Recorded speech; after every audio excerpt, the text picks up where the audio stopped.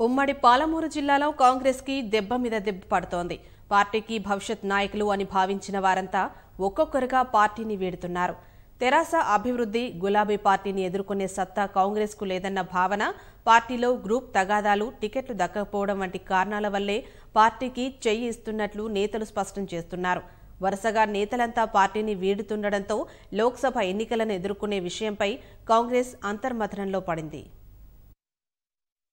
కేంద్ర మాజీ మంత్రులు సహా దశాబ్దాల సుదీర్ఘ అనుభవం ఉన్న రాజకీయ ఉద్దండులు ఉన్న కాంగ్రెస్ కి పాలమూరు జిల్లాలో 5 ఏళ్లుగా ఊహించని ఎదురుదెబ్బలు తగులుతున్నాయి. 2018 అసెంబ్లీ ఎన్నికలకు ముందు, తర్వాత పార్టీ నుంచి వీడుతున్న నాయకుల సంఖ్య క్రమంగా పెరుగుతోంది.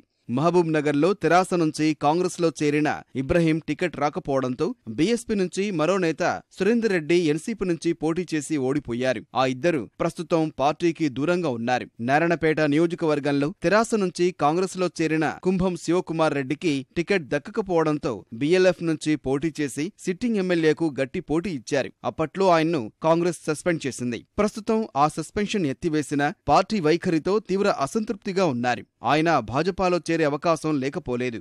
షాద్నగర్లో గత అసెంబ్లీ ఎన్నికల్లో కాంగ్రెస్ తరపున బరిలో నిలిచిన ప్రతాపరెడ్డి కారెక్కేందుకు రంగం సిద్ధం చేసుకున్నారు. ఈ మేరకు ఆయన కేటీఆర్ను కలిశారు. మక్తల్లో చిట్టెం రామ్మోహన్ రెడ్డి తెరాసలో చేరిన తర్వాత ఆ స్థాయి నాయకులు పార్టీకి కరువయ్యారు. నాగర్ కర్నూల్లో 2 దశాబ్దాలు సేవలందించిన ఎమ్మెల్సీ కూచుకుళ్ల దామోదర్ రెడ్డి శాసనసభ ఎన్నికలకు ముందు తెరాస తీర్థం పుచ్చుకున్నారు. నాగం జనార్దన్ రెడ్డిని చేర్చుకున్నారన్న ఆగ్రహంతో పార్టీని వీడారు. ఉమ్మడి పాలమూరు జిల్లాలో కాంగ్రెస్ దక్కించుకున్న ఏకైక ఎమ్మెల్యే హర్షవర్ధన్ రెడ్డి సైతం ఇటీవలే నియోజకవర్గ అభివృద్ధి, కార్యకర్తల అభీష్టం మేరకు గులాబీ పార్టీలో చేరుతున్నట్లు ప్రకటించారు. జిల్లాకు పార్టీలో పెద్ద దిక్కుగా భావించిన డీకే అరుణ భాజపాలో చేరి పెద్ద షాక్ ఇచ్చారు. కాంగ్రెస్ కి భవిష్యత్తు నాయకులు, పట్టున్న నేతలని భావించిన వారంతా పార్టీని వీడటం హస్తం నేతల్ని ఇబ్బందులకు గురిచేస్తోంది.